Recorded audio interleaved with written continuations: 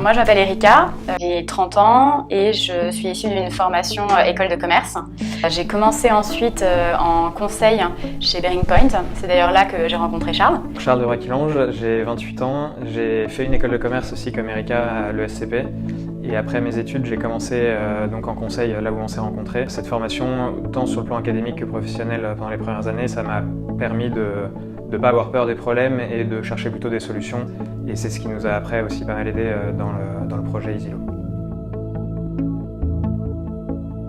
J'ai eu l'idée de lancer une Legal Tech parce que l'un d'entre nous a eu besoin de recourir au service d'un avocat. Et en fait, en cherchant sur Internet, impossible de trouver vraiment en quelques minutes un avocat en se disant bah voilà, j'ai pu comparer parmi différentes offres et je sais que j'ai a priori la personne qui correspond à mon besoin, qui est disponible près de chez moi, etc.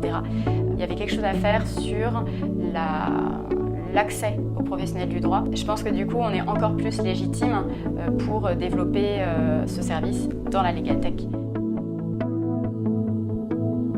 J'ai 3 associés au sein de cette Legal Tech, ce qui nous a permis dès le début de nous challenger mutuellement et de nous faire évoluer énormément notre réflexion, le fait d'être 3. Nicolas, c'est notre responsable technique, donc c'est l'ingénieur de la bande donc, qui complète nos 2 profils plutôt commerciaux ici. On a mis un peu de temps à le rencontrer, ça a été objectivement notre première difficulté dans le projet. On n'était pas loin d'ouvrir toutes nos démarches auprès des écoles d'ingénieurs, etc. pour vraiment chercher un associé.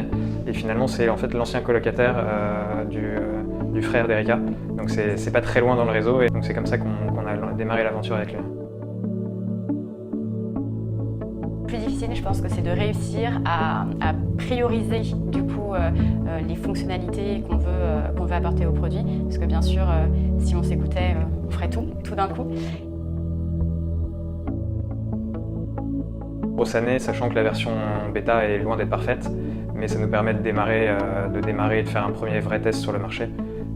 Et je pense que c'est un temps quand même assez difficilement compressible si on le fait soi-même en interne. C'était la première finalement à me mettre à 100% et le deuxième a été Nicolas qui nous a rejoint, enfin du coup à 100% à partir de mars-avril et ensuite Charles qui a pu nous rejoindre depuis cet été. Tout en e-learning avec 2 sites, un site américain et un site français. Le site français c'est Open Classroom, donc l'ancien site du Zéro, et le site américain s'appelle Teen Treehouse. Les 2 sont vraiment très bien faits et je trouve très complémentaires. Donc voilà, si vous avez envie d'apprendre à coder, je pense que c'est une bonne méthode. Quand on code, ça a tendance à un moment à atteindre le cerveau. J'étais très motivée et je pense que c'est ce qui a tout fait.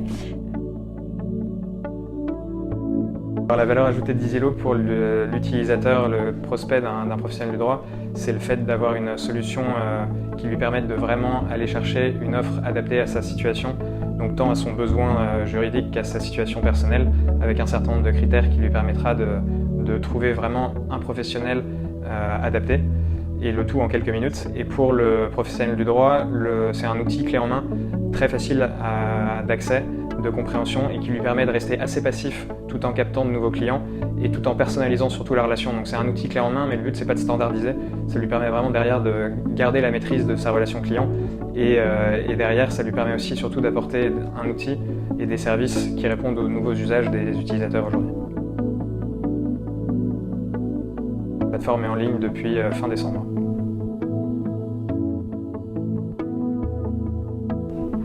Alors le futur court terme, on le voit par un gros déploiement commercial et une amélioration permanente du produit.